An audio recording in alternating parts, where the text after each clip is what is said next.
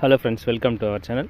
இந்த வீடியோல நாம நேத்து நடந்த senior second batch question paper analysis தான் பார்க்க போறோம். இதுல இங்கிலீஷ் and தமிழ் ரெண்டு பேப்பரோட அனாலிசிஸும் பார்ப்போம். அடுத்து நேத்து லைவ் வந்தோம் பட் some issuesால என்ன பண்ண முடியல, லைவ் கண்டினியூ பண்ண முடியல. சோ நெக்ஸ்ட் லைவ் என்னன்றதை நான் உங்களுக்கு குரூப்ல இன்ஃபார்ம் பண்றேன், ஓகேங்களா? சரி. ஸ்பீட் பொறுத்த வரைக்கும் இங்கிலீஷ் ஸ்பீட் பொறுத்த வரைக்கும் ரொம்ப ஈஸியான ஒரு ஸ்பீட் தான். ஓகேங்களா? ரொம்ப டிஃபிகல்ட்டான நம்பர்ஸ் வர்றது, அது மாதிரி கமா கொஸ்டின் மார்க்லாம் அடிக்கடி வர மாதிரிலாம் எதுவும் இல்லை, ஈஸியாகவே இருந்தது. இங்கிலீஷ் ஸ்பீட் பொறுத்த வரைக்கும் பார்த்துட்ருக்கீங்களே, அதுதான். அடுத்து பார்த்திங்கன்னா ஸ்டேட்மெண்ட் பொறுத்த வரைக்கும் ஒரு மாடரேட்டடான ஸ்டேட்மெண்ட் தான் நம்ம சொல்லணும். ஏன் அப்படின்னு கேட்டிங்கன்னா, காலம்ஸோட ஹெட்டிங் இருக்குது இல்லைங்களா, அது சிங்கிள், டபுள், ட்ரிபிள் இது மாதிரி 3 லைன் 2 லைன் 1 லைன் இருக்க மாதிரிலாம் மாற்றி கொடுத்துருக்காங்க. ஸோ அது ஆஃப் ஸ்பேஸ் விட்டு அலைன் பண்ணணும் இல்லைங்களா, ஸோ அந்த இடம் உங்களுக்கு கொஞ்சம் டிஃபிகல்ட்டாக இருக்கும். அதே மாதிரி ஹேண்ட் ரைட்டிங் பார்த்திங்கன்னா கொஞ்சம் ஒரு மோசமான ஹேண்ட் ரைட்டிங் தான் நம்ம சொல்லணும், ஓகேங்களா? ஸோ நல்லா புரிஞ்சு நீங்கள் பண்ணால் மட்டும்தான் இதை ஸ்பெல்லிங் மிஸ்டேக் இல்லாமல் அடிச்சிருக்க முடியும்.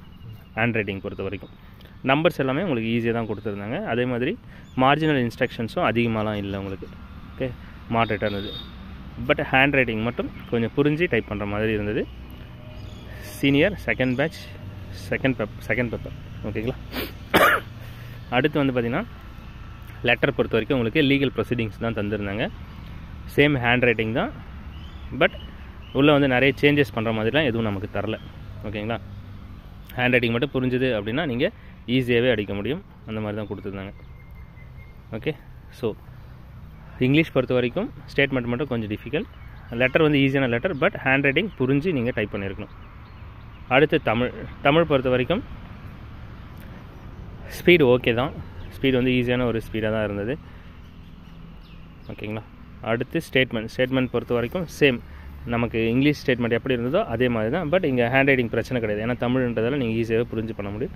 ஒரே ஒரு பிரச்சனை என்னென்னா, ஒரு காலமில் மட்டும் 3 லைன் கொடுத்துருக்காங்க, மற்றதெல்லாம் 2 லைன் கொடுத்துருக்காங்க.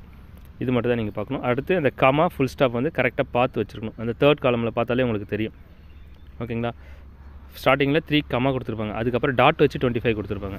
ஸோ இந்த கமா ஃபுல் ஸ்டாப்பை நீங்கள் கரெக்டாக பார்த்து அடிச்சிருக்கணும். அதேமாதிரி ஃபஸ்ட்டு காலமில் பார்த்திங்கன்னா செகண்ட் நம்பர் பாருங்கள், 32 கமா வந்திருக்கணும். ஆனால் அவங்க கமா தரல, நீங்கள் என்ன பண்ணிக்கணுங்க, கமா அடிச்சிருக்கணும்.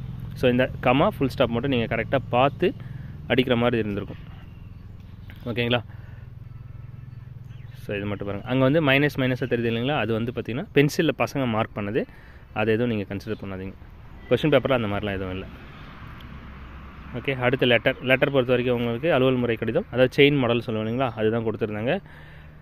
2 பாக்ஸ்லையுமே பார்த்திங்கன்னா 4 லைன்ன்றதால நீங்கள் ஈஸியாக ஸ்ட்ரெயிட்டாக ஒரு லைனுக்கு நேராகவே அடிச்சிருக்கலாம். மார்ஜினல் இன்ஸ்ட்ரக்ஷன்ஸ் அதிகம் கிடையாது. ஹேண்ட் ரைட்டிங் ஈஸியான ஒரு ஹேண்ட் ரைட்டிங் தான், பட் கண்டென்ட்டும் ரொம்ப கம்மியாக தான் இருந்தது.